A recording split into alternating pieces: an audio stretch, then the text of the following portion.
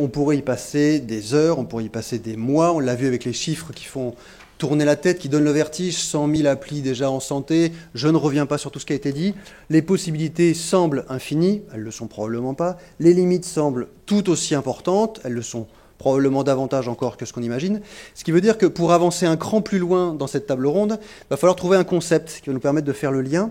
Et celui qui, a priori, devrait nous aider est le concept de régulation. On a parlé ce matin, avec Jean-Michel Beignet, de résistance. On va parler cette fois-ci de régulation. Et c'est pour cette raison que nous avons la chance d'avoir avec nous Corinne Collignon, qui est donc adjointe au chef de service évaluation des dispositifs médicaux à la direction de l'évaluation médicale, économique et de santé publique de la Haute Autorité de Santé, et Jean-Yves Fagon, délégué ministériel à l'innovation en santé. Merci à tous deux de nous avoir rejoints. Je ne présente pas les autres intervenants que vous connaissez maintenant aussi bien que moi. Et c'est au tour de nos deux intervenants qui nous ont rejoints que cette table ronde va essentiellement concentrer son propos. La première question serait pour Corinne Collignon. La Haute Autorité de Santé, dont vous nous direz quelques mots, parce que je pense que c'est une institution qui n'est pas suffisamment connue en France, en tout cas par moi, ça c'est une certitude. La Haute Autorité est une autorité administrative indépendante, ça déjà c'est un objet juridique un peu particulier chez nous, qui a un caractère scientifique, ce qui est important dans les discussions qui nous occupent. Cette Haute Autorité de Santé, elle évalue des produits de santé, c'est l'une de ses missions, mais c'est différent de la NSM. Il faudra aussi nous expliquer, s'il vous plaît, en quoi c'est différent. Et puis, la Haute Autorité de Santé recommande des bonnes pratiques et mesure la qualité des soins. Alors, vous voyez qu'avec ces trois missions-là, on est déjà au cœur de toute notre discussion sur les objets connectés. Donc, ma première question serait la suivante, puisque les objets connectés répondent, ou en tout cas posent ces trois questions. Quand est-ce que les objets connectés ont débarqué sur votre bureau? Quand est-ce qu'ils ont été mis à l'agenda de la réflexion de la Haute Autorité de Santé? Bonjour, oui effectivement je ne sais pas par où commencer, mais alors effectivement pour me présenter et présenter la Haute Autorité de Santé, je crois qu'il faut rappeler ces trois valeurs: indépendance, expertise scientifique et transparence. Après il y a trois blocs effectivement d'activité: les recommandations professionnelles, la qualité et sécurité des soins, et puis l'évaluation des produits de santé en vue de leur prise en charge par l'assurance maladie. Et ce qu'on évalue est strictement dans ce périmètre-là, ce qui explique que je focaliserai finalement toute mon intervention sur le champ du volet remboursable et m'occupant plus spécifiquement des dispositifs médicaux. Il y a tout le pan du médicament et des actes professionnels qui sont gérés également par la HAS. Vraiment, mes interventions seront focalisées sur le dispositif médical connecté. On a cité plusieurs exemples d'outils depuis le début de cette journée. Et quand il s'agit d'une montre qui mesure plusieurs paramètres, nous, ce qui nous intéresse, c'est la montre qui est utilisée dans le champ d'une, par exemple, télésurveillance médicale, quand il y a une finalité médicale à l'utilisation de cet objet. Donc, mes propos seront vraiment consacrés aux dispositifs médicaux connectés, ce qui veut dire qu'on les évalue une fois que ces produits ont le marquage CE. Et c'est la raison pour laquelle il faut vraiment avoir d'emblée à l'esprit, de façon très claire, que le prérequis pour l'évaluation de l'intérêt pour une prise en charge par la collectivité sont les exigences de mise sur le marché. Donc on suppose que les outils sont fiables et sont fiables par défaut. Et donc tous les enjeux de surveillance du marché et d'accès au marché ne sont pas dans notre périmètre. Donc voilà, tout ça situe le panorama de notre process. On est après le marquage CE, on ne s'occupe pas de surveillance du marché, mais notre plus-value, elle se situe dans la définition de l'intérêt pour le patient, voire pour la collectivité, puisqu'on est sur des technologies qui ont tantôt un impact sur l'amélioration de l'état de santé du patient, et puis on le voit de plus en plus, un volet impact organisationnel, je pense qu'on y reviendra un peu plus tout à l'heure, mais on a ces deux enjeux pour le champ des dispositifs médicaux connectés. Vous voulez que j'attaque d'emblée le sujet de depuis quand cette thématique nous... Ça fait 10 ans, ça fait 15 ans, ça fait 40 ans. Alors ça dépend de quoi on parle. Ouais. Les dispositifs médicaux connectés, effectivement, c'est important de savoir de quoi on parle. En fait, il y en a, on en voit, nous, à la HS depuis des années. C'est des dispositifs médicaux qui peuvent être utilisés à des fins d'autotraitement ou d'autosurveillance, typiquement un capteur de glucose avec associé à un lecteur de glycémie, c'est un dispositif médical connecté et c'est une technologie qu'on évalue depuis des années. Je ne pourrais pas vous dire quand, mais de tout temps. Depuis que la HAS a été mise en place, ces technologies occupent la commission, j'ai oublié de citer son nom, mais la CNEDIM-TS, qui est la commission de la HAS spécialisée pour l'évaluation de ces technologies connectées. Donc, volet autotraitement, autosurveillance, ça fait des années, je pourrais pas vous donner la date exacte, mais c'est des technologies qu'on voit régulièrement. Les ordres du jour de la commission, qui se réunit tous les 15 jours, en comportent à chaque séance, donc on va dire qu'elle en évalue au moins un ou deux à chacune de ces séances. Et puis il y a l'autre pan des technologies connectées quand il s'agit de communication de données entre un patient et son médecin traitant. Donc ce sont les outils qui sont utilisés dans le champ de la télésurveillance médicale, qui eux aussi ont fait leur apparition à la HAS depuis quelques années. De mémoire, les premiers outils et des dispositifs médicaux de ce type qu'on a vus, qui sont utilisés dans le champ d'une télésurveillance médicale, sont les boîtiers de télésurveillance pour défibrillateurs cardiaques implantables. Et juste pour vous dire que c'est pas récent du tout, je crois que le premier a été inscrit en 2012. Donc ça fait déjà plusieurs années. Et puis en parallèle, on a vu arriver depuis, là je dirais plutôt 2016, des technologies qui ne sont pas supportées par un support physique, mais de type logiciel pur, et qui sont des véritables solutions à part entière de soins. Je citerai un exemple dans le diabète, où on a vu arriver en 2016 un dispositif qui était un logiciel couplé à une prestation non médicale, et également couplé à une solution de télésurveillance médicale.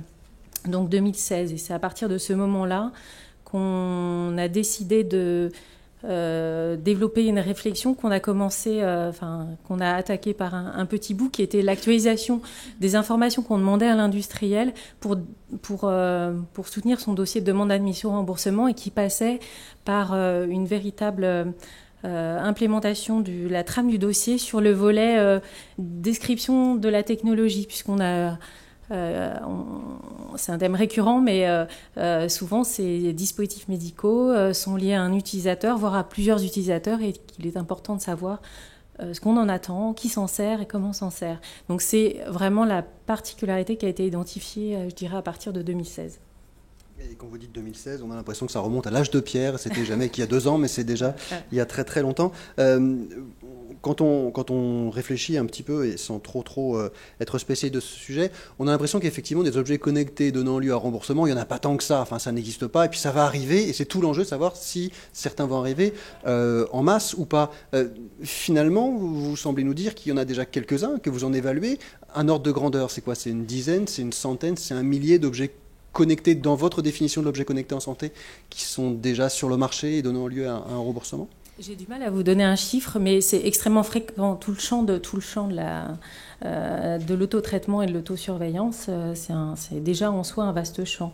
Après, on n'a pas évalué non plus pléthore de dispositifs utilisés dans le cadre des solutions de télésurveillance, dans la mesure où il y a des expérimentations qui sont en cours et qui potentiellement freinent le dépôt de dossier par les industriels le temps que se passent ces expérimentations. Donc je ne pourrais pas vous donner une quantification du nombre de dispositifs, mais en tout cas, on sent qu'il y a des applications extrêmement diverses, et c'est une vraie richesse, et il y a un vrai challenge à ne pas freiner ces développements, et un vrai enjeu pour trouver et pour adapter les méthodes d'évaluation à ces nouveaux outils. Les méthodes et les séquences, le timing. On va revenir dessus. Très bien. Avant d'aborder peut-être les positions, les prises de position de la HAS sur ces différents objets connectés, je voudrais donner la parole à Jean-Yves Fagon, donc délégué ministériel à l'innovation. Monsieur Fagon, il va falloir nous expliquer ce qu'est la délégation ministérielle à l'innovation également, s'il vous plaît. Et peut-être pour commencer la discussion avec vous, quelle est la position aujourd'hui du ministère vis-à-vis de ces objets connectés en santé? Est-ce que c'est zut, c'est en train de sortir, il y a des enjeux considérables, les risques sont terribles, il faut absolument réguler, encadrer tout de suite, il y a urgence? Est-ce que c'est une magnifique opportunité parce qu'on se dit qu'il y aura un bénéfice pour le patient et qu'il faut promouvoir? Ou est-ce qu'on se dit, bon, de toute façon, c'est un mal nécessaire, on en discutait déjà ce matin, virage de l'ambulatoire, vieillissement de la population, tout ça va coûter tellement cher qu'il va falloir que les gens s'équipent. On pourrait faire mieux, mais à défaut, on fera déjà ça. Comment est-ce que le ministère prend à bras-le-corps toutes ces questions des objets connectés en santé? Toute petite question. Toutes les questions sont des petites questions, bien sûr.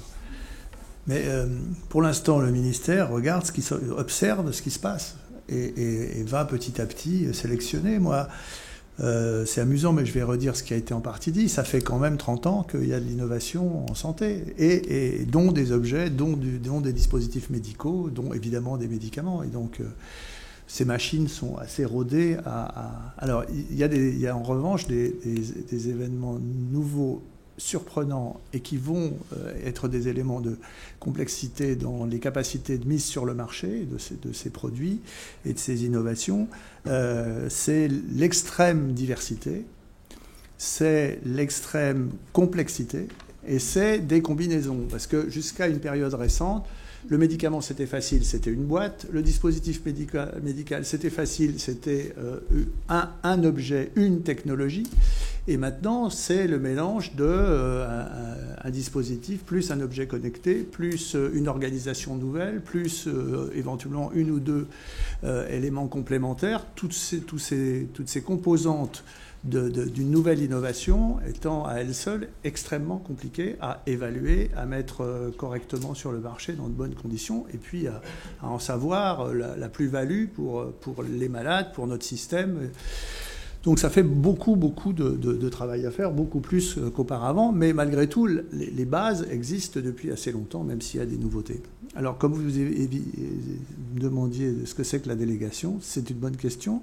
La délégation, c'est un truc qui a été inventé par la ministre il y a 2 ans et demi, parce que manifestement, l'innovation en santé était un sujet qui partait dans tous les sens. Alors, je vous rassure, 2 ans et demi plus tard, ça part toujours dans tous les sens.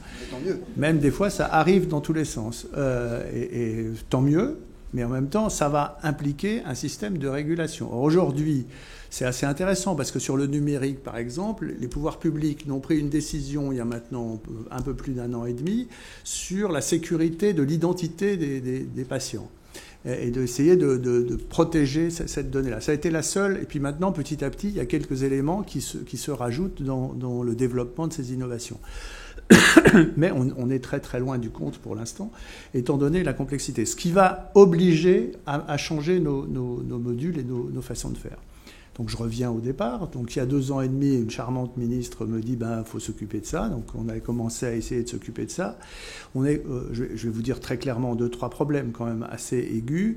C'est que c'est quand même des systèmes qui sont très rigides, on va dire, pour être gentil, un peu bloqués. Que ce soit entre le ministère de la Santé, le ministère de l'Économie, le ministère des Affaires supérieures et de la Recherche, le ministère de l'Agriculture, où moi j'ai besoin très souvent de pouvoir avoir des liens avec le ministère de l'Agriculture, et c'est très difficile d'avoir un lien avec le ministère de l'Agriculture. Donc, en gros, tout le monde est convaincu d'avoir un prix Nobel potentiel, et donc on va essayer de ne pas le dire aux autres pour qu'on puisse l'avoir. Et bon, il n'y en aura pas, probablement, en tout cas pas avant 25 ans. Ils auront le temps de vieillir, tous ces petits génies potentiels. Et donc, il va bien falloir clarifier cet élément-là du développement de l'innovation. Donc ça, c'est des facteurs majeurs. Et puis le deuxième élément qui faisait partie de la lettre de mission que j'ai eue, qui a été évoqué par un certain nombre d'entre vous là, depuis que je suis arrivé, c'est qu'il y a 2 éléments majeurs avec l'innovation. La première, c'est la sécurité.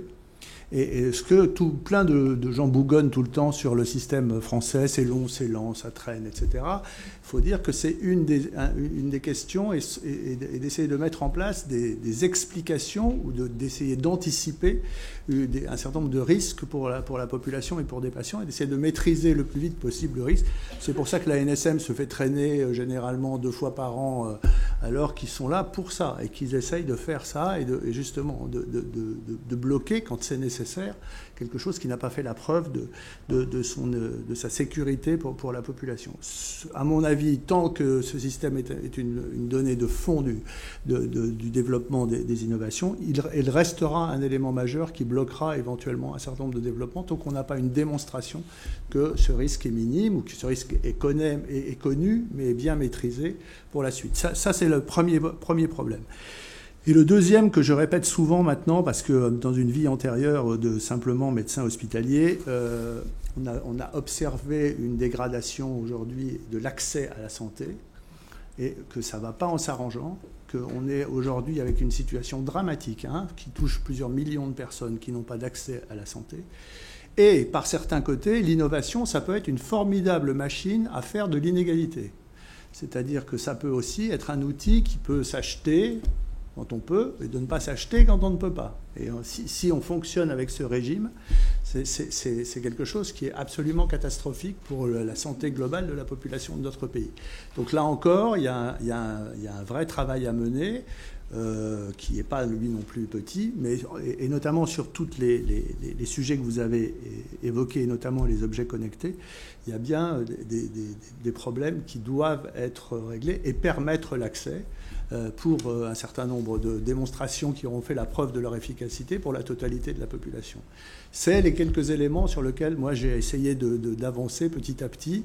Alors il y a des éléments complexes, hein. C'est vrai qu'aujourd'hui, entre moi, ce que j'ai de la part des porteurs de projets qui me disent mais pourquoi c'est si long, mais pourquoi c'est si compliqué, mais tout ça, ça devrait être fait, réglé déjà. D'ailleurs, il n'y a qu'à voir aux États-Unis, au Japon, machin, c'est déjà fait, et vous ne le faites pas. Ben oui, mais c'est comme ça. C'est un système aussi de santé qui n'est pas le même, notamment en termes de financement, des autres systèmes de santé. C'est vos cotisations, c'est nos cotisations qui font qu'on va pouvoir, pour la plupart d'entre eux, mettre sur le marché un certain nombre d'innovations.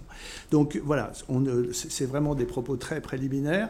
Mais voilà le contexte à peu près. C'est quelque chose qui est ancien, mais qui se modernise et qui du coup est en train de se complexifier beaucoup avec non pas un dispositif dans une innovation, mais plusieurs, et petit à petit, on va être obligé de conduire et d'aller vers des modes de tarification beaucoup plus globales, qui ne vont pas simplement donner le prix d'un produit ou donner le prix d'un comprimé, mais de donner le prix d'une prise en charge globale. Très compliqué à mettre, mais envisageable malgré tout. Et il y a une réflexion sur ces sujets-là. Et ensuite, je reviendrai, si vous voulez, sur les détails des objets connectés. Merci. Peut-être une question pour Marie-Pia. On a parlé dans le détail d'Eolval.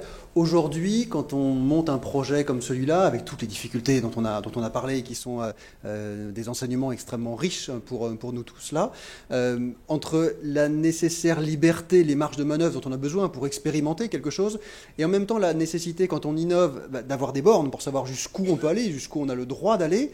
Aujourd'hui, comment, quand on est clinicien, on réussit à se situer? Est-ce que alors je vais dire tu parce qu'on se tutoie, là excusez-moi, c'est pas du cabotinage, mais bon, est-ce que tu es en permanence en demande de régulation, de davantage de régulation, parce que c'est trop compliqué d'innover quand on a une page blanche? Inversement, est-ce que tu te dis c'est pas possible, on aurait plein de choses à faire qui probablement nécessiteraient un peu d'assouplissement parce qu'on est sur une phase d'expérimentation? En fait, je pense qu'il faut l'expérience de ces 2 ans, un peu plus de 2 ans d'existence du DMH, c'est à la fois plus et à la fois moins de régulation. Je pense que plus en tout cas, d'avoir en tête tous ces garde-fous qui sont indispensables et nécessaires, à la fois en termes de régulation et puis à la fois de garde-fous, j'allais dire mentaux, intellectuels, si je puis dire, à travers tout ce qui a été abordé par Jean-Michel Beignet puis Christina. De prendre en compte toute la dimension psychique et des usages de ces objets. Je ne réponds pas tout à fait à la question, j'en ai conscience. La régulation, elle est importante, et par exemple le RGPD qui est arrivé au mois de mai, là, beaucoup de développeurs ont vu ça comme un coup d'arrêt à leur possibilité. Et en même temps, c'est un garde-fou essentiel pour la protection de nos données. Et on a la chance en Europe d'avoir le RGPD. Et j'ai entendu dire que les États-Unis commençaient à regarder un petit peu ce qui se passait de ce point de vue-là, ce qui est, à mon avis, bon signe. Et je pense que l'Europe doit se sortir par le haut en termes de régulation sur ces sujets. Implicitement, ce que je comprends de ta question, Rodolphe, c'est un peu quelles sont les difficultés. Je dirais que les difficultés, elles sont aussi liées au fait que les développeurs, les ingénieurs et les usagers ne se parlent pas suffisamment tôt dans le processus de co-construction. Ça, c'est clair. C'est-à-dire qu'il y a, par exemple, dans le projet Eolval, on a travaillé sur le projet 1 an, 12 mois, 14 mois, pour s'apercevoir au 14e mois qu'il y avait un capteur, ça n'allait pas du tout, parce que la fréquence d'échantillonnage n'était pas du tout la bonne. Et c'est dommage qu'on n'ait pas abordé ce sujet-là plus tôt. Et puis, dernier sujet, qui est un sujet important, c'est celui du partage de la propriété intellectuelle quand on est dans de la co-construction, justement. Et ça, c'est vraiment un sujet épineux qu'il va falloir traiter ensemble, parce que les développeurs, les ingénieurs dans les industries, ils ont besoin de la matière grise des usagers au sens large, usagers, patients et soignants, et que cette matière grise, elle doit être intégrée dans leur modèle économique. Il faut qu'elle soit valorisée à un moment donné ou à un autre. Camille, Jean, peut-être, parce que vous voyez beaucoup de projets et beaucoup d'innovateurs qui ont besoin de votre accompagnement méthodologique. Sur cette question de la régulation, aujourd'hui, il y en a... Je ne veux pas faire quelque chose de trop caricatural, il y a trop de régulation ou pas assez. Évidemment, on est tous conscients pour dire qu'il en faut, et il en faut au bon endroit et au bon moment. Mais justement, très concrètement, sur cette question-là en santé, comment est-ce que ça se passe de votre côté? Alors, pour la régulation, je ne sais pas, mais en tout cas pour les processus de conception et de co-conception entre les différentes parties prenantes, c'est indispensable de prendre en compte l'utilisateur tout le long du processus. C'est-à-dire pas forcément juste à l'amont pour observer ses usages, mais aussi quand on crée un nouveau capteur, est-ce qu'il est ergonomiquement accepté? Est-ce que psychologiquement il fonctionne aussi? Et ce processus qui est divergent au début, très créatif, va converger, et c'est à ce niveau-là où il y a de la régulation. Mais au tout début, je pense qu'il faut absolument ouvrir les possibilités pour ne pas se brider et pas avoir de louper des opportunités. Donc il y a forcément une phase de divergence et de convergence par la suite, en intégrant justement ces aspects de régulation par la suite. Donc c'est la fortune à venir des gens sur le design thinking, puisque justement on met l'usager au centre a priori. Enfin, il s'agit d'une méthode parmi de nombreuses autres. Madame Collignon, on l'évoque encore à l'instant, l'usage, et donc l'usager est au cœur de toutes les difficultés, probablement d'un certain nombre de solutions qui vont être proposées. Comment est-ce que la Haute Autorité de Santé place justement, parmi l'ensemble des critères d'évaluation des objets connectés en santé et des dispositifs médicaux connectés, où est-ce qu'on place l'usager, l'usage? Est-ce que c'est un critère? Est-ce que c'est toute une batterie de critères? Comment est-ce que ça se joue dans les évaluations que vous mettez en place? Alors là encore, ça dépend. La place de l'usager et de l'utilisateur prend de plus en plus de place dans nos évaluations, et l'appréciation par le patient lui-même, je pense que chacun l'intègre de plus en plus et comprend de plus en plus le besoin de l'intégrer dans nos évaluations. Donc tout dépend de la finalité de l'utilisation du dispositif médical, mais si on attend qu'il y ait un bénéfice clinique lié à l'utilisation du dispositif médical connecté, je dirais qu'il ne faut pas oublier la qualité de vie du patient, l'évaluation de sa qualité de vie, et a fortiori quand on attend un impact sur l'organisation des soins, quel qu'il soit, que ce soit l'organisation ou l'optimisation des ressources de soins, ne pas oublier effectivement la prise en compte de l'expérience patient et de ses attentes. Donc de plus en plus c'est intégré. On développe et on poursuit nos réflexions. Je vous ai dit qu'on avait commencé par un dossier actualisé à déposer par l'industriel, mais on a ouvert une thématique de réflexion sur la méthodologie d'évaluation des dispositifs médicaux connectés. Donc le calendrier, il est très tendu puisqu'on doit finir ce chantier d'ici la fin de l'année. Et puis en parallèle, vous allez pouvoir voir que sur le site de la Haute Autorité de Santé, il y a un chantier sur l'optimisation de l'impact organisationnel. Et je pense que la prise en compte du point de vue du patient sera déterminante aussi sur ce volet-là. Donc de plus en plus. On l'a vu avec donc, ce qu'on appelle le DMH, le Digital Medical Hub. C'est donc une plateforme qui est au niveau de la PHP, mais plus exactement sur le site de Bichat, qui est une plateforme d'évaluation des objets connectés en santé. Par exemple, Eolval est un des projets qui fait l'objet de cette évaluation, vous l'avez compris. On avait dans le Digital Medical Hub 4 critères d'évaluation qui étaient évidemment la pertinence médicale, d'abord et avant tout l'intérêt médical, la fiabilité technologique, est-ce que les informations qui reviennent sont de qualité et permettent de faire avancer le traitement ou pas, ou diagnostic. Troisième point, c'était l'acceptabilité sociale, à la fois la question des représentations, la question des comportements, et puis la viabilité économique. Différents points qu'on a vus là. Vous rajoutez un point autour de l'impact organisationnel, qu'on avait de toute façon dans le Digital Medical Hub bien en tête, parce que les cliniciens se disaient qu'est-ce que ça va changer dans le service. Quels seraient les autres critères qui viendraient s'ajouter peut-être à ces 4 premiers critères-là qu'on a un peu détaillés tout à l'heure? Alors, Je pense que déjà ces 4 critères permettent de couvrir tout le champ. Après, il faut les utiliser à bon escient en fonction de ce qu'on attend de la technologie, de l'impact attendu de cette technologie, ou inattendu, mais en tout cas essayer d'exploiter, de balayer l'ensemble de ces critères pour voir lequel doit faire l'objet d'une évaluation en fonction de la finalité et des usages attendus de la technologie. Donc pas un seul, mais essayer de réfléchir à lesquels doivent être évalués et l'identifier le plus tôt possible pour qu'il n'y ait pas de retard à l'évaluation de la technologie. Je crois que l'anticipation, c'est la clé. L'identification en amont des critères qu'on va devoir évaluer et l'élaboration du programme de développement en amont, c'est une clé forte sur ces technologies qui évoluent très très vite. Et qui est une position très intéressante, c'est une position très pragmatique, à se dire justement tout dépendra de la finalité pour savoir quels seront les critères. On pourrait s'attendre à une autre manière de faire qui serait au contraire une manière beaucoup plus dogmatique, d'avoir un certain nombre de critères et on évalue en permanence cela et uniquement cela. C'est pas du tout la position de la Haute Autorité de Santé en tout cas aujourd'hui. Non, effectivement, la position c'est plutôt d'adapter les critères en fonction de la finalité et en premier lieu penser à l'objectif pour le patient, que ce soit un objectif de supériorité d'un point de vue clinique et si c'est pas une supériorité d'un point de vue clinique, penser à évaluer que ça ne nuit pas au patient, quel que soit le critère. Monsieur Fagon, en préparant cette table ronde, vous évoquiez un rapport que vous avez eu l'occasion non seulement de lire, mais j'imagine d'écrire en partie sur un peu plus de 200 porteurs de projets, pas uniquement des objets connectés, mais une soixantaine ou 70 objets connectés ou assimilés objets connectés. Sur cette diversité-là, quels sont un peu les grands enseignements que vous pourriez en tirer justement en termes d'évaluation, en se disant quels sont les items un peu réguliers qu'il faut absolument travailler, quels sont ceux qui de toute façon demandent une évaluation hyper spécifique au cas par cas. Qu'est-ce qui ressort de cette diversité que vous avez rencontrée ?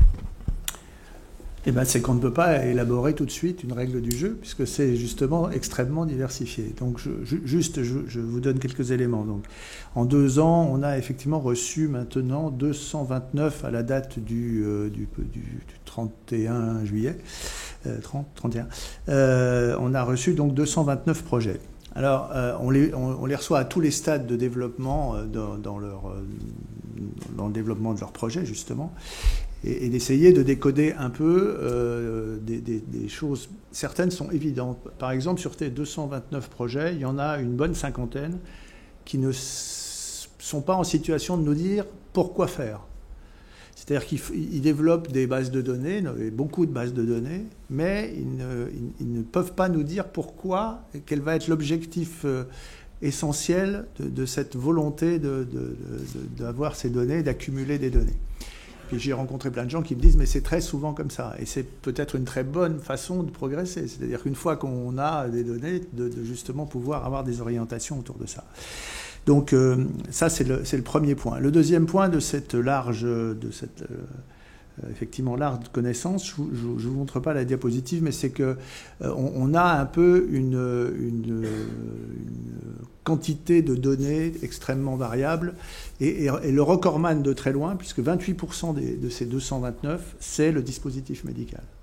Alors, il faut dire qu'aujourd'hui, le dispositif médical a une définition large, qui s'est très largement élargie encore. Donc, et puis peut-être qu'il va encore continuer à s'élargir. Mais enfin, et du coup, dedans, c'est très, très, très complexe. Et c'est très diversifié, puisque ça va du stent qu'on branche chez quelqu'un qui n'est pas très loin, avec des problèmes cardiologiques majeurs, jusqu'à des petites données, ou des grosses d'ailleurs, avec un objet connecté, etc. Donc là encore, il y a besoin de clarifier ça, parce que tout ça va nécessiter des règles du jeu différentes pour ces différentes données. C'est ce que vous venez d'exprimer. Et c'est bien ça qu'il faut. Et il faut se dépêcher un peu, parce que sinon nous allons être pris de vitesse par tout le monde. Et puis surtout aussi, on ne pourra comme ça, on ne pourra mettre de bonnes conditions de développement d'un certain nombre de projets que si on a de bonnes informations et qu'on a le mode de régulation le plus pertinent. À côté, et juste après le dispositif médical, le deuxième, c'est toute la e-santé. Et toute la e-santé, c'est toute cette créativité qui va un peu de partout et qui, là encore, aura besoin d'être filtrée et interprétée pour pouvoir accéder au marché. Et tout ce qui va avec le marché dans notre pays, qui a une caractéristique quasiment unique dans notre pays, c'est-à-dire de valider, de financer le développement d'un projet dans son intégralité, d'assurer des remboursements, etc., des tarifications. Alors tout ça prend un peu de temps, mais tout ça aussi, à la fin, fait que nos cotisations vont permettre de développer un certain nombre de projets. Ensuite, ce sont les organisations, et ça c'est une très bonne nouvelle parce que vous l'avez largement évoqué par le terme d'usage, de comment tous ces professionnels de santé, mais aussi tous ces gens qui sont autour de patients malades, mais aussi des gens qui ne sont pas malades, mais des populations à risque, tous ces éléments-là peuvent s'améliorer. Je pense que c'est là qu'il y aura les plus grands bénéfices en termes de santé publique. Ça va être effectivement d'améliorer et d'optimiser les organisations qui vont autour de nouveautés quelles qu'ils soient. Puis après, il y a un mélange où il y a de tout et c'est assez agréable à voir entre la nutrition, l'environnement, le sport, les médecines complémentaires, enfin toutes ces données-là. Je pense qu'il ne faut pas les rejeter de première intention, par exemple la dernière que j'ai citée, mais qu'il faut voir comment on peut les intégrer dans une évolution plus large. Et puis, il y a quand même le deuxième élément, et qui est très caractéristique quand on voit les porteurs de projets, c'est comment vous allez faire la démonstration de l'efficacité de votre projet et comment vous allez pouvoir élaborer un résultat. Donc, il y a une grande partie qui est dans le champ de la HAS, mais il y en a d'autres qui sont dans d'autres champs et sur lesquels il y a des réflexions à avoir beaucoup plus profondes que celles qui existent aujourd'hui. Il y a un certain nombre d'innovations qui n'ont peut-être pas besoin d'avoir une énorme machine à faire de l'évaluation et que peut-être pour certaines évaluations qu'il faudra définir, avoir quelque chose de très simple. Un certain nombre de pays ont fait une liste des innovations qu'on n'évalue pas parce que ce sont simplement des mécaniques qui permettent de mieux organiser.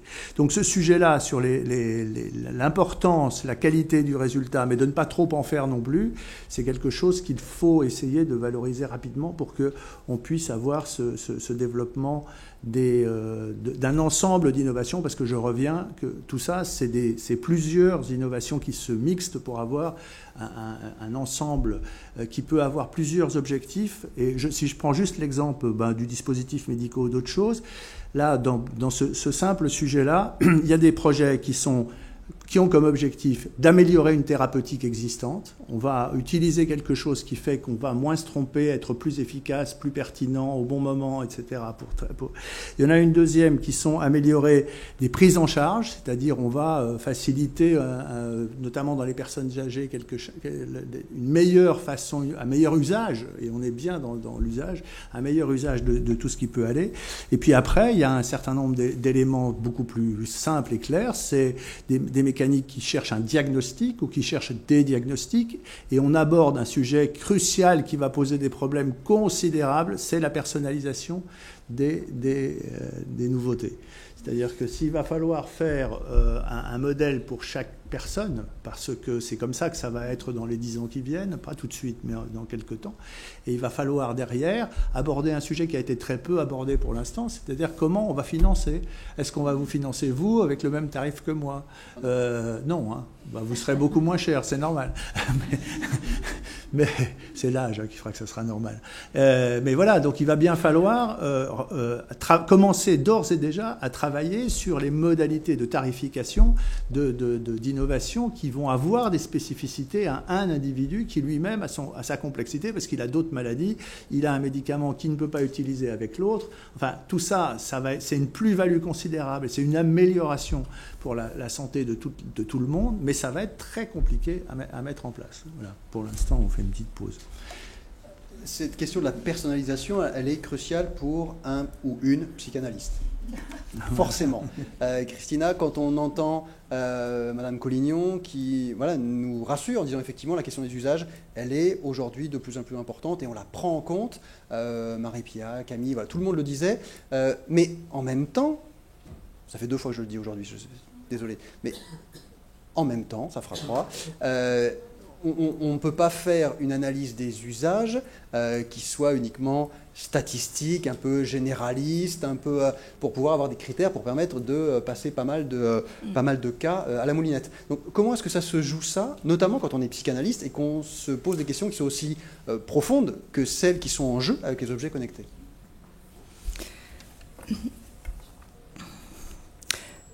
Déjà, on s'affole. Parce que c'est pas évident de, justement, dans ce mouvement rapide, assez excitant de l'innovation, comment pouvoir s'y prendre avec avec la matière, c'est que le psychanalyste travaille, qui c'est en fait la souffrance humaine. Voilà. Donc une souffrance humaine qui tout le monde veut se débarrasser, y compris le patient. Et justement, le psychanalyste vient avec ce rappel qui, non, la souffrance, on ne peut pas se débarrasser si facilement. Donc, voilà, donc on s'affole. Ensuite, on essaye de travailler. Je pense que le travail au travail interdisciplinaire, il est essentiel. On ne peut pas s'y permettre de développer de recherches autour de ces thèmes qui ne soient pas justement partagés avec d'autres professionnels. Pour moi, c'est inimaginable. Et donc après, effectivement, en termes de méthodologie, c'est assez compliqué parce que dans la situation actuelle, on est très habitué aux chiffres, aux résultats, à des choses très objectives. Et c'est vrai que nous, du côté de la psychanalyse, on est plus habitué à tous ces aspects immaîtrisables, parfois, qui on a du mal à objectiver. Mais c'est possible avec justement, en comptant avec des personnes qui vont, comme on essaye de faire avec Philippe dans le projet OEVAL, de trouver justement une trame méthodologique, et non pas un outil méthodologique, mais une trame méthodologique qui permettrait de préserver justement, de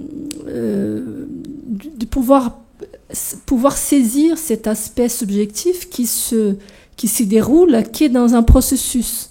C'est-à-dire on ne peut pas récupérer seulement à partir d'une rencontre avec le patient, à partir d'un comportement, on ne peut pas repérer comment il va investir l'objet. Par contre, c'est dans un mouvement processuel d'utilisation de l'objet qui, du coup, on va pouvoir repérer. Donc, on se confronte à une difficulté qui est le temps. Voilà, donc tout ça c'est encore au travail. Je m'affole parce que il y a beaucoup de choses à faire là-dedans. Il y a très peu de gens qui sont dedans pour des questions aussi économiques, hein. C'est-à-dire ces types de recherche veut dire aussi demande des financements. La partie sciences humaines parfois peut-être un peu mise de côté parce qu'il y a urgence, et ça se comprend parce qu'il y a urgence. Voilà, donc on essaye de composer avec tous ces aspects, mais il y a un domaine auquel on ne peut pas accéder, qui est justement de pouvoir garder cette vision concernant la souffrance humaine. Camille Jean, vous évoquiez l'intérêt aussi, en répondant à une question tout à l'heure, d'intégrer le patient au moment de la co-construction.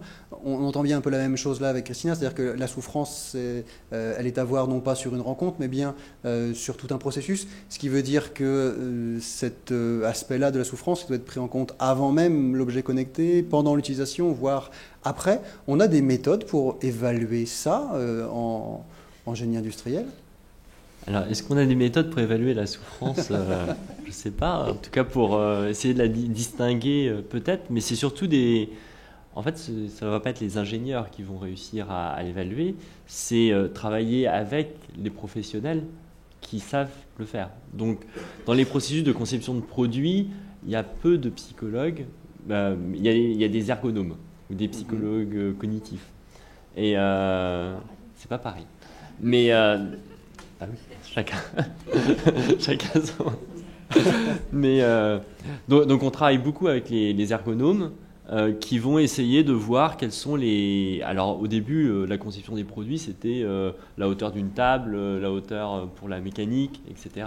Et ça se passe maintenant sur des objets, d'autres types de souffrances, les pain en anglais, qu'on utilise beaucoup dans le domaine du génie industriel, évaluer ces poches de souffrance et essayer d'y répondre avec des poches de création de valeur de l'autre côté. Et voilà. Et je voulais juste revenir sur le. On parle beaucoup du patient et comment est-ce que l'objet connecté va créer de la valeur pour le patient. Mais d'un point de vue médico-économique, ou en tout cas économique, si on peut parler, parce que c'est quand même important, il y a forcément un impact sur l'organisation. Et évaluer les bouleversements sur l'organisation, c'est ça qui va permettre aussi de financer tout le reste et de créer de la valeur in fine pour le patient. Et c'est important de pouvoir évaluer tous les critères qu'on nous a donnés, mais dans la partie médico-économique, d'évaluer les parties bouleversements organisationnels et les quantifier au niveau de la qualité, des coûts, des délais, etc. Anne, j'avais deux questions. D'abord, la question qu'on évoquait tout à l'heure de la régulation du côté de l'INRIA. Est-ce qu'aujourd'hui, parce que vous voyez une pluralité de projets dans de nombreux domaines, Oui. dans la santé, mais dans beaucoup d'autres aussi, Oui. et on reviendra sur la question des usages aussi, parce qu'elle est, je sais, importante pour l'INRIA également.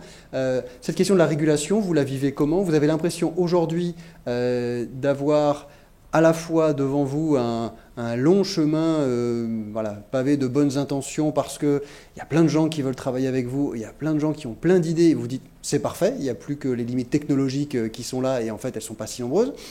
Ou au contraire, est-ce que vous dites non, on a aujourd'hui des difficultés à avancer parce qu'il y a un certain nombre de domaines dans lesquels malheureusement on n'a pas le droit d'aller ici, on n'a pas le droit de répondre aux besoins là des innovateurs ou là des académiques? Ah, je me demandais ce que vous vouliez dire par régulation. Et on a de la chance, il n'est plus là le chef, donc c'est même pas pour lui plaire. Enfin, c'est pas mon chef, Éric Fleury. Je crois quand même on a encore, et heureusement, alors on a des grandes orientations stratégiques, donc l'INRIA aime bien si on travaille avec des gens comme vous, avec la santé, mais on a encore la liberté de travailler sur les sujets qui nous plaisent. Donc, personnellement, j'ose le dire, ça doit arriver, mais à l'INRIA ou même au CNRS, puisque je suis dans une unité mixte, j'ai pas entendu dire quelqu'un à qui on a dit t'arrêtes de travailler là-dessus. Enfin, après, je suis dans un labo de maths, c'est assez fondamental. Il y a des retombées qui vont aller très loin, mais on n'est pas régulé. Oui. Alors, ce qui nous régule, c'est le manque de temps. Enfin, je veux dire, on ne peut pas faire. Effectivement, on surfe sur une vague. Nous, les gens du numérique, là, tout le monde veut travailler avec nous, plein de monde qui nous demande. Puis il faut choisir. Jean-Yves Fagon, une remarque et j'aurai une autre question après. Il n'y aura pas d'arrêt de ce type-là. Ce qu'il peut y avoir comme arrêt, c'est au cours du développement et au fur et à mesure qu'une innovation va se développer, à un moment donné, de regarder si elle est raisonnable ou pas. Mais il n'y aura pas de blocage a priori, ça c'est sûr que non. J'espère. Après, je fais ma naïve exprès, mathématicienne, c'est-à-dire je vais vous donner un algo et peut-être c'est quelqu'un d'autre qui va... Enfin, le côté scientifique, ça marche, va être évalué. Le côté usage, je ne peux pas l'évaluer à moi toute seule. Il faut... En fait, on le fait pour quelqu'un, pour la médecine, pour l'industrie. Et donc l'évaluation, on n'est pas seul à le faire. Donc peut-être que d'autres vont nous bloquer, mais... Monsieur Fagon. Oui. Ça, c'est un élément majeur parce que, en gros, ça aborde la question des mesures dérogatoires. C'est-à-dire qu'il faut accepter l'idée, à un moment donné, de mettre sur le marché ou de mettre à la disposition d'un certain nombre de patients qui ont une pathologie qui pourraient en bénéficier, c'est de mettre sur le marché un produit dont on n'a pas totalement maîtrisé. C'est l'ATU. L'ATU, c'est jamais qu'une mesure dérogatoire telle qu'elles existent aujourd'hui. C'est de mettre sur un certain nombre de projets des mesures dérogatoires comme ça. Et alors, c'est là qu'il y a un problème, parce que c'est là qu'est le blocage. C'est d'être en situation d'avoir une évaluation dans la vie réelle. Ce qu'un certain nombre de pays font sans problème, que ce que les Allemands ont fait pendant assez longtemps sans problème non plus, d'accepter qu'un dispositif médical soit mis à disposition d'une région, que pendant 18 mois, le porteur de projet de cette région est en charge de faire la démonstration de l'efficacité de ce produit avec des évaluations correctes. Et au bout de 18 mois ou de 2 ans, l'institution allemande disait écoutez, oui, c'est bien, ça marche comme vous avez dit, donc le tarif qu'on avait, sur lequel on était d'accord est maintenu. Après, il y en avait, non, c'est moins bien. Alors là, des fois, le tarif était divisé par 2. Et puis, il y en avait, des fois, c'était vraiment pas bien du tout. C'était divisé par 8. Il y a eu de réalité dans le système allemand. Et puis, il y en a où ça marchait pas du tout et où l'allemand dit, ce produit-là ne rentre pas sur le marché, sort du marché. Et c'est vraiment, je trouve, quelque chose qui assure une bonne qualité et la sécurité des patients, et en même temps qui nous permet de gagner du temps et de faire bénéficier un certain nombre de traitements ou d'autres choses à des patients. Donc je pense que vraiment, mesures dérogatoires, c'est une question, c'est un sujet sur lequel il faut qu'on avance plus qu'avec les ATU actuels, et qu'on puisse en faire la démonstration dans de bonnes conditions avec les dispositifs médicaux. Parole à la clinicienne, pardon, Madame Collignon, Marie Pia, et puis on prendra une autre remarque après et on donnera la parole à l'audience. Je pense que, mais c'est Madame Collignon qui sera la mieux placée pour répondre. On dispose de cet outil maintenant avec le forfait innovation, justement. Oui, et puis j'allais préciser qu'indépendamment de toute mesure dérogatoire, l'enjeu de ces outils, on l'a vu tout au long de la journée, c'est qu'ils évoluent, c'est de s'assurer qu'il y a une non-régressivité des résultats. Alors effectivement, pendant le premier temps de mise à disposition, on peut ne pas tout savoir, notamment les répercussions sur le patient, mais dans tous les cas, assurer un process, il y a probablement quelque chose à créer, de surveillance du suivi de la qualité du résultat obtenu, du fait de l'évolutivité permanente de ces technologies, du fait qu'on ne connaît pas tout au moment de la mise sur le marché, je vais utiliser le mauvais terme, mais enfin la première période d'admission-remboursement qui va conditionner la diffusion de la technologie. Et puis en parallèle, effectivement, il y a des systèmes dérogatoires. Le forfait innovation en est une, et ça permet effectivement, pendant le temps de la première mise à disposition, de collecter des données au travers d'une étude clinique qui est vraiment l'enjeu, enfin la motivation du forfait innovation. C'est un forfait qui est attribué pour la mise en œuvre d'une étude clinique, ce qui suppose que pour ces technologies, on a des premières données qui nous donnent un signal favorable quant à l'intérêt, mais qui doit être confirmé par une étude qui sera mise en œuvre pendant la première période de mise à disposition. Donc c'est vraiment l'enjeu du forfait innovation, mais ça n'est qu'une des modalités. Et probablement pour les technologies lambda, enfin, qui ne vont pas révolutionner la prise en charge, mais qui peuvent néanmoins avoir un impact, qui sont fondés sur des DM connectés, trouver un système qui permet la mise à disposition et le suivi de la qualité du résultat obtenu, ça me semble fondamental. Merci. Est-ce qu'il y a une autre remarque que vous souhaitiez faire les uns ou les autres avant qu'on donne la parole à la salle? C'est bon? Est-ce que vous avez des questions, des remarques? Une première question là-bas, monsieur. À nouveau, monsieur Pellet, ancien fonctionnaire de santé publique. Je voudrais poser une question à monsieur Fajon sur Fagon, excusez-moi, sur l'accompagnement du ministère au niveau financier. Est-ce que vous avez une ligne budgétaire, et si oui, quel est son montant? Et ensuite, est-ce que Métopo également l'ANR, l'Agence nationale de recherche, et la CNAM, pour qu'il y ait une espèce de consortium, enfin de divers financeurs, pour aider à ce que des projets émergent, soient soutenus, soient évalués, et qu'après, ça tombe dans le lot à HAS, à NSM et tout ça, mais en amont, que vous puissiez aider à monter des projets, ou c'est pas du tout dans vos missions? J'ai été pendant 5 ans vice-président du comité économique des produits de santé. J'ai donc été vacciné sur les problèmes de tarification. Et donc, à ma demande, lorsque j'ai accepté je ne voulais pas avoir de financement. Parce que, en revanche, je veux pouvoir disperser les porteurs de projets au bon endroit, où ils vont avoir les bons conseils et où ils vont avoir éventuellement un financement. Et donc nous les aidons pour qu'ils puissent avoir accès à des financements. Mais je ne voulais surtout pas que la délégation à l'innovation soit elle qui va distribuer, parce que j'aurais passé ma vie à dire non, ou oui, ou peut-être, avec finalement des sommes qui sont assez limitées. Donc l'orientation est très claire et ce n'est pas dans la mission de la délégation. Monsieur devant, il y a d'autres personnes qui avaient déjà le micro? Non? Monsieur. Je ressors de cet après-midi très perturbé. On a entendu ce matin que les objets technologiques connectés s'implantaient en moins de 2 ans. Je crois que c'était un des intervenants qui nous a dit ça.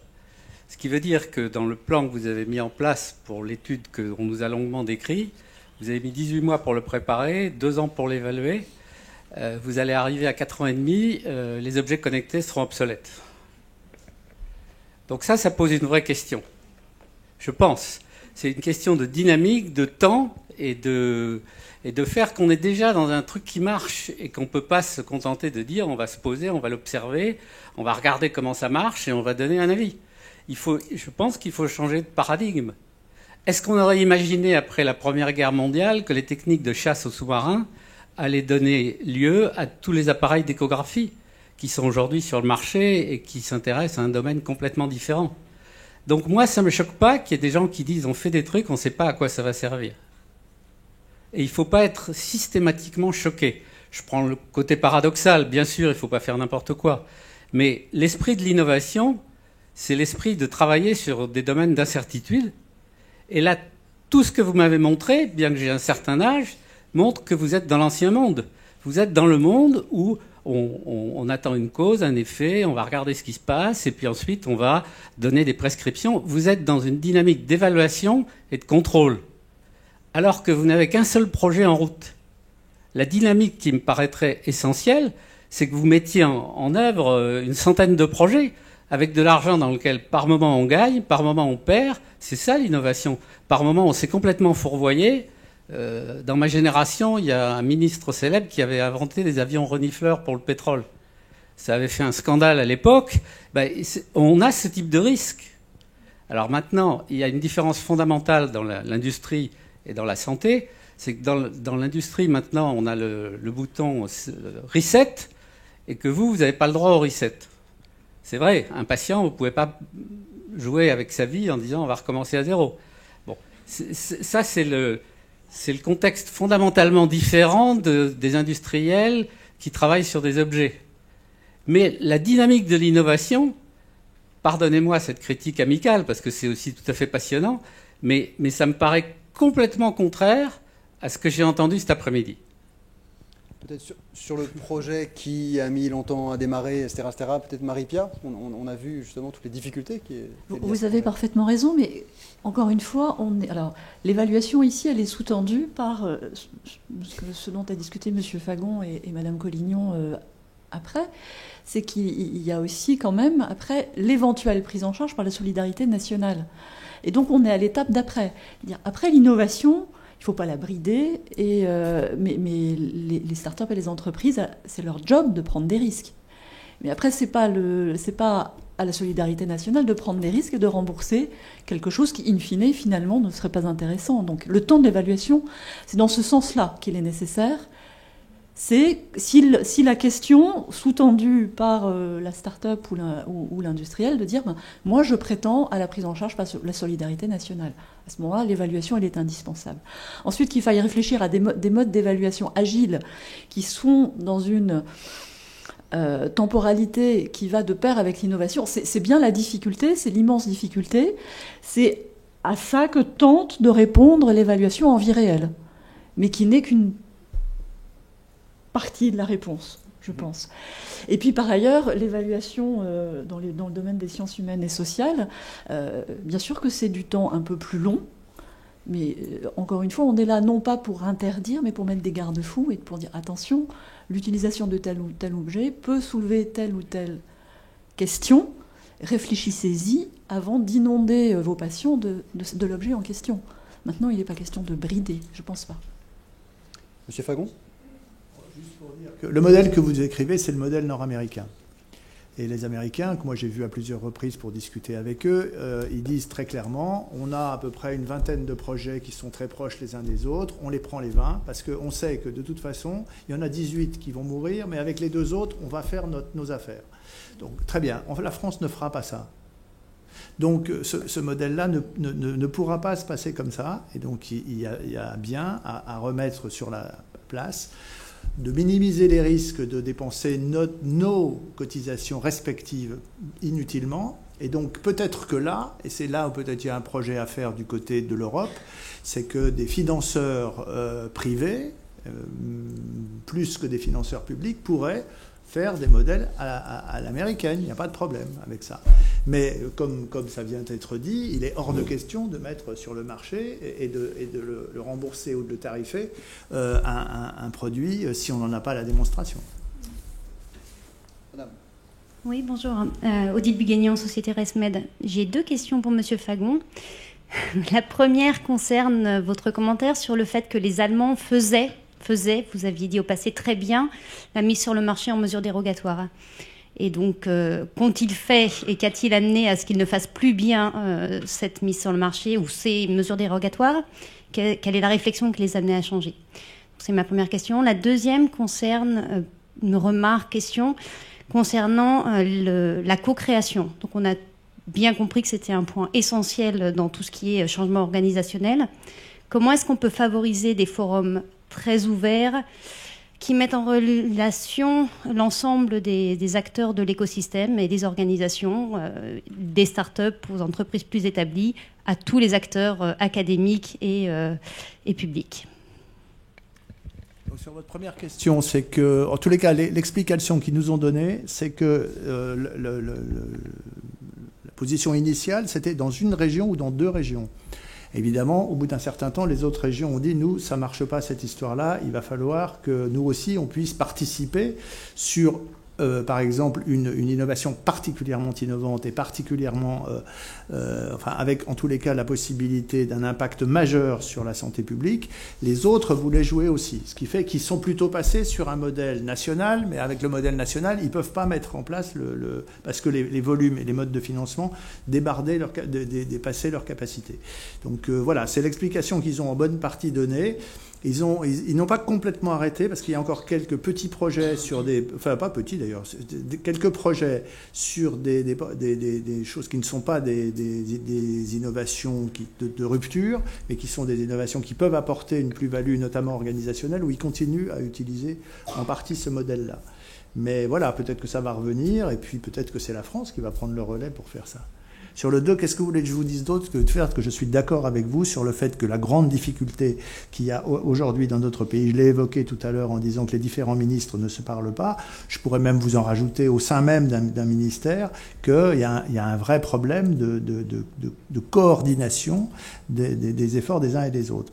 Moi, j'ai déjà essayé à 2 endroits différents de créer en gros un organisme d'innovation en santé avec des partenaires. La première fois, c'était pas possible. La deuxième fois, c'était peut-être possible bientôt. Et on est en train de travailler sur la 3e épisode pour essayer de réussir à faire ça.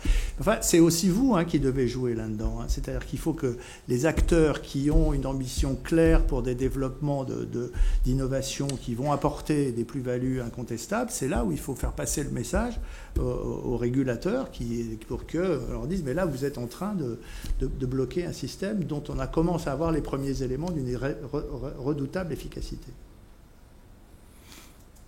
Est-ce qu'il y a encore une question, une remarque? Monsieur devant. Oui, le micro arrive.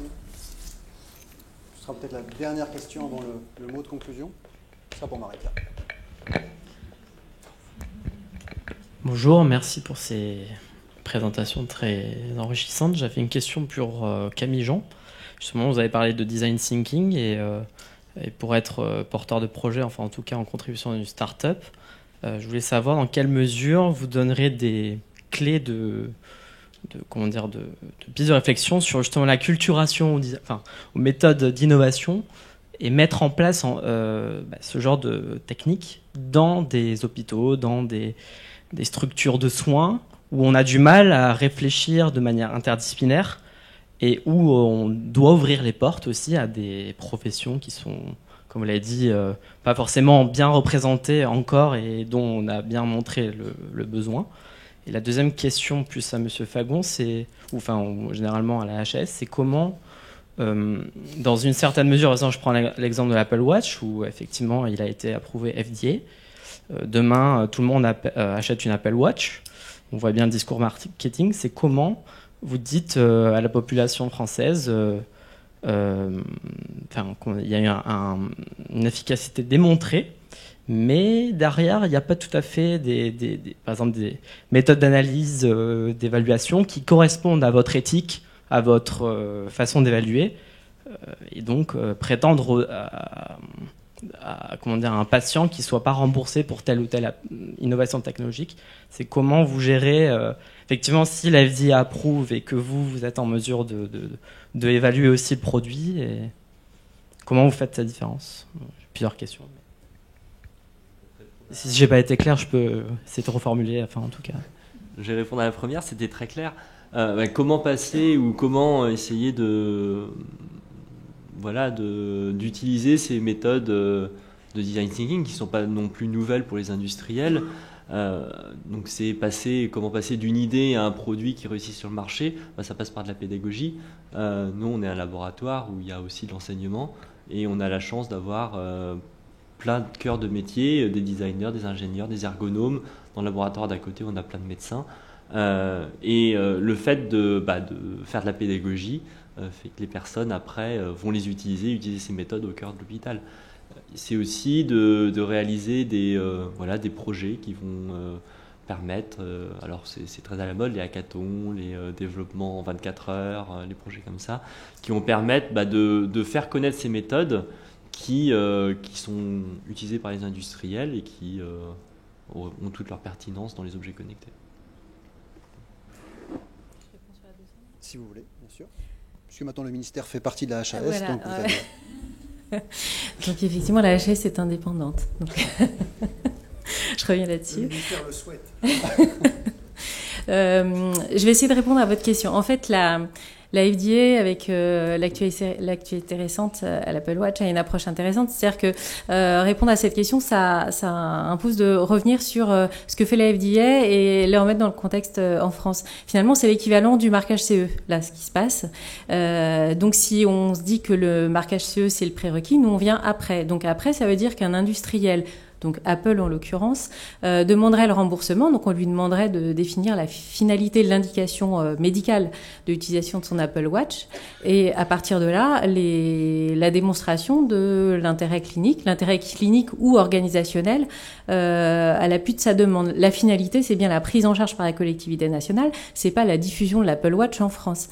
Est-ce que ça répond à votre question ? Justement, ça marche. Oui, justement, je me situe pas sur le remboursement, mais sur le discours, le conseil à la population ou l'éducation à la population vis-à-vis de ces technologies dont on sait qu'il y a aujourd'hui un énorme discours marketing et pas une fiabilité médicale sûre à 100%. Je peux juste donner quelques chiffres, c'est que on a détecté que donc sur 20 patients, il y a réellement un vrai positif et il y a 19 de faux positifs. Et ça pose un vrai souci sur après les coûts de santé, justement, puisque demain, le patient va s'inquiéter, va être hypocondriaque, va aller voir son cardiologue, qui va lui prescrire des examens complémentaires, qui va faire une angiographie exploratoire, etc., etc.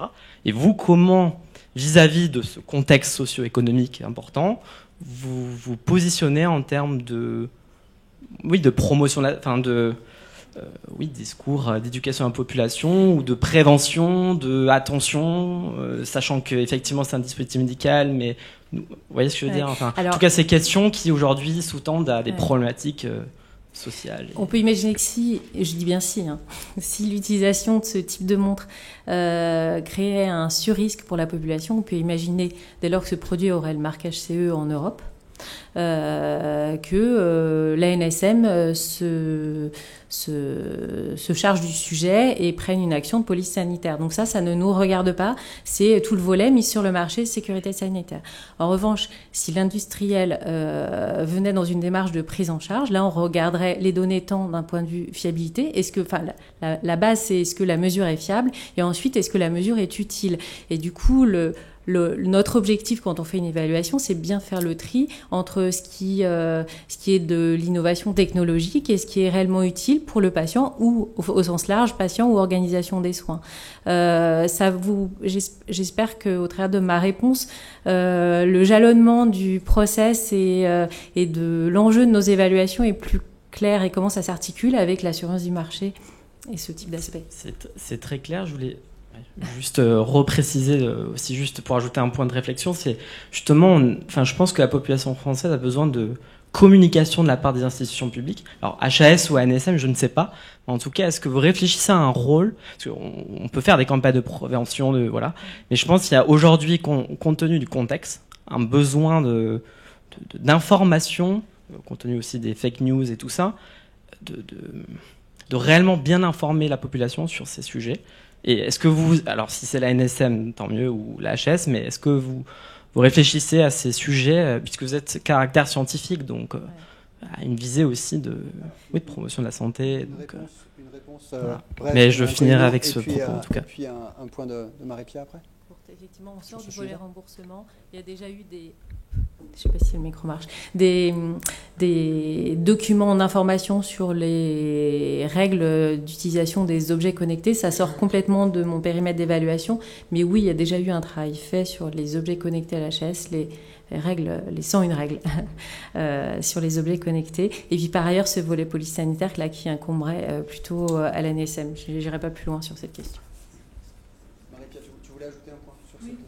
Je voulais juste aller dans le sens de ce que vous dites avec l'illustration de ma pratique de clinicienne, où aujourd'hui, j'ai des patients qui viennent consulter en disant « Mon bidule m'a dit que je n'allais pas bien, faites quelque chose pour moi, docteur ». Et quand on leur, forcé par la situation, on fait les examens requis, demandés par le patient, et donc on a vraiment inversé la démarche, et qu'on arrive sur des résultats normaux, le patient vous regarde d'un air suspicieux et dit « Pourtant, mon iPhone, il m'a dit que j'allais pas bien ». Et il y a vraiment une vraie pédagogie en population à faire. Je pense qu'elle nous appartient, mais en même temps, il y a dans cette atmosphère un peu de méfiance généralisée à l'encontre des élites, et pardon d'employer ce terme pour nous qualifier, mais il y a une méfiance vis-à-vis des élites qui fait que ce discours n'est pas crédible aujourd'hui, enfin, est difficilement crédible, et il va y avoir un très gros effort de pédagogie à faire. Très bien. Alors, toute dernière question et après quelques mots de conclusion pour vous libérer presque à 16h30 puisque nous nous y étions engagés. Oui, pardon. C'était plus un supplément à ce que finalement on vient de faire, vous venez de faire tous les deux. Moi, je suis clinicien et je vois dans l'établissement des tas de médecins qui veulent développer des applications, etc. Et à chaque fois, la question c'est attention, nous aussi, on doit être éduqués et transparents par rapport à ces outils qu'on fabrique. C'est pas de la magie.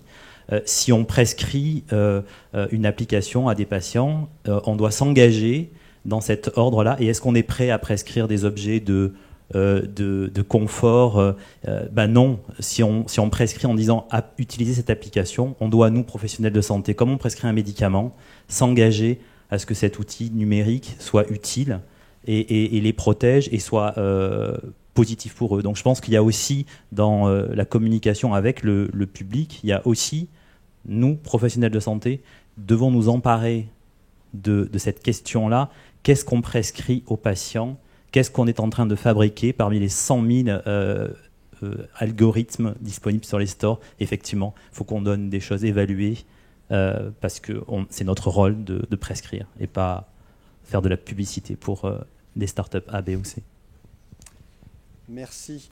Comme dans toute journée d'études, il convient qu'il y ait une conclusion. Et c'est donc à moi que revient l'infime honneur de vous faire une conclusion. En toute humilité, cette conclusion sera évidemment éminemment subjective. 3 points que je retiens, parce que moi j'étais là dès le début, hein, j'étais là-haut, mais j'étais là dès le début. 3 points qui me semblent importants.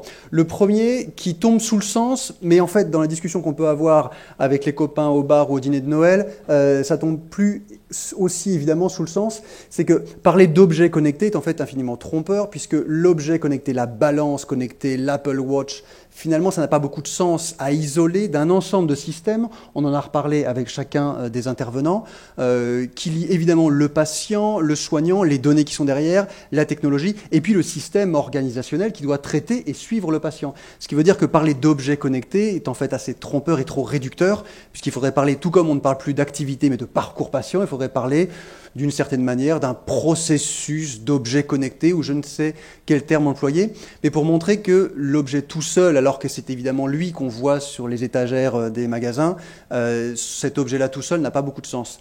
Si on doit parler de système ou de complexe, ça amène 2 conclusions. La première, c'est que, pour reprendre un mot que j'ai vraiment apprécié de Jean-Michel Beignet tout à l'heure, l'idée de résistance me semble importante à 2 points de vue. Si c'est un système, ça veut dire que, entre guillemets, on a la possibilité de résister, puisqu'il y a une multiplicité d'acteurs. Alors, résister, l'idée n'est pas de résister pour dire non, on n'en veut pas, c'est pas bien. L'idée est au moins de se dire, il y a urgence à évaluer, il y a urgence à attendre, et cette espèce d'injonction à l'urgence qui nous emmène tous plus ou moins, il y a peut-être une possibilité d'y résister. Et c'est en tout cas ce que des regards académiques permettent de faire et demandent à faire. Cette résistance-là, évidemment, c'est une résistance plutôt de bon sens, qui s'accompagne aussi d'autres résistances, pourquoi pas celle des institutions, qui, pour telle et telle raison, pourraient voir des difficultés à l'arrivée de ces objets connectés, et plus exactement de l'ensemble de ces nouveaux traitements qui font appel à des bidules, pour reprendre un mot que Marie-Pia aime beaucoup. Donc résistance, certes, pour prendre le temps de la réflexion, résistance, pourquoi pas des institutions, et puis évidemment résistance des acteurs eux-mêmes, dans toute leur diversité, ce qui nous amène à la question des usages, et qui, moi, me laisse un petit peu sur ma faim, et je pense que les deuxièmes rencontres académiques de l'évaluation des objets connectés en santé devront, à mon avis, se concentrer de manière encore plus prégnante sur cette question des usages. C'est en tout cas le souhait que je formule, simplement parce qu'il y a quelque chose d'un peu paradoxal dans l'ensemble des discours qu'on a eus aujourd'hui, qui est de dire, il faut quand même aller vite, mais en même temps, l'usage doit être partout. Et l'évaluation de l'usage doit être partout. Or, c'est ce qu'il y a de plus long. Et on l'a vu, évidemment, avec les propos de Christina. Alors, comment on réussit à jongler avec ces deux temporalités différentes? Et tout à l'heure, une question évoquait ce point. Donc, la question des usages, bien entendu, elle est importante. Elle est importante dans un souci de personnalisation, mais plus on ira vers la personnalisation, plus ce sera long. Et plus ce sera compliqué. Donc, j'aimerais bien, en guise de conclusion, simplement poser la question: à quand les prochaines rencontres académiques de l'évaluation des objets connectés en santé pour la question des usages? On se donne combien de temps? On se donne 3 mois, 4 mois pour les faire? 6 mois. Allez, on va se donner 6 mois. 6 mois, 3 mois. Et puisque tu m'as envoyé la balle, juste, je réalise que j'ai oublié quelque chose d'extrêmement important et que j'aurais dû faire avant que tu n'engages la conclusion, c'est de remercier des institutions ou des partenaires privés qui nous ont aidés. Par exemple, le DMH a vu le jour grâce à un mécénat de MSD France, a été financé grâce à une bourse obtenue auprès de la Fondation du Souffle. Donc c'était important de remercier ces acteurs.